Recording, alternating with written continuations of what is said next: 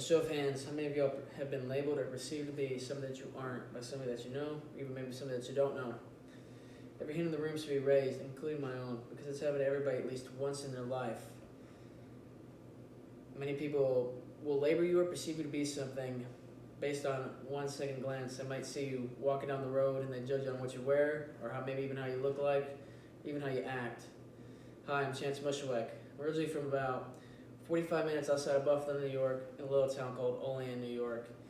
Me and my family moved to Texas when I was about 10 years old, and we haven't thought about leaving since. Today I'm going to let y'all in on some of the aspects about my life that maybe y'all don't know, or I even haven't disclosed to y'all. First object I've chosen is my Brookhaven baseball jersey. The reason I chose this as my first object is because this is the way I perceive myself to be, just a college baseball player, because I have spent the past 15 years of my life working to achieve this goal, and I 100% feel like it's the only goal in my life that I have really ever stuck to and put everything I had into it. The second reason I chose this jersey is because I believe it's what my closest family and friends would perceive me to be as well, because they know how hard I've worked for and how hard I've wanted it for the past 15, 16 years. So the next object I've chosen is a printed out photo of Bill Buckner, the 1986 World Series.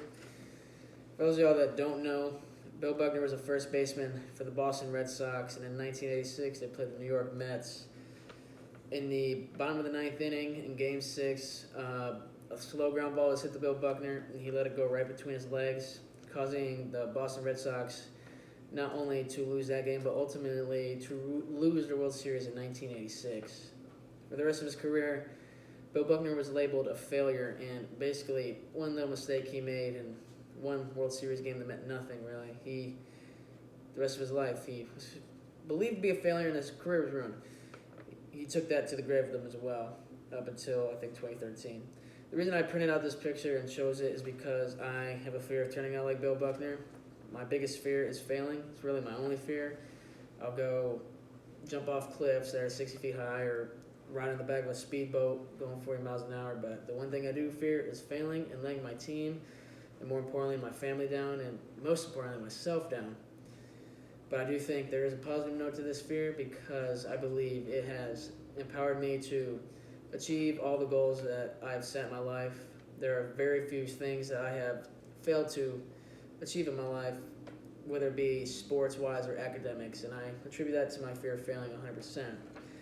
The next item I've chosen is my President's Award for Academic Excellence in the fall semester. The reason I chose this award is because it means a lot to me, because I think many people have labeled me to be less intelligent as them because I'm an athlete and a student athlete, but mainly athlete first.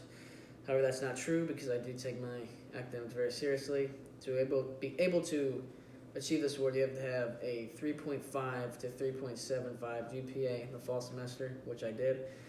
And it makes me very proud, because I don't have all that much time to be working on my academics, because as all y'all know, I'm a baseball player at Brookhaven, and we're either always at the field or traveling for a game. So I don't always have all that much time to study and get all my work done, but in the free time I do have, that's what I'm doing all the time. Then the last object I've chosen, I didn't choose. I had my mom choose it for me, and what she picked was my PALS jacket from high school. For some of y'all that don't know what PALS is an elective course at my old high school where if you're a good enough student, or you're just a good person in general, you get to go off campus for about 35 to 40 minutes a day and talk to kids who maybe are neglected at home or don't have friends at school of their own. And basically what we do is we go to the school, and we go there about 30 to 45 minutes, and we just sit there and talk with them, make sure they have a friend. And I asked her why she chose this is because the way she perceives to be as something that will put other people's problems in front of their own, and it really made me feel good, because that's the way I perceive myself to be as well.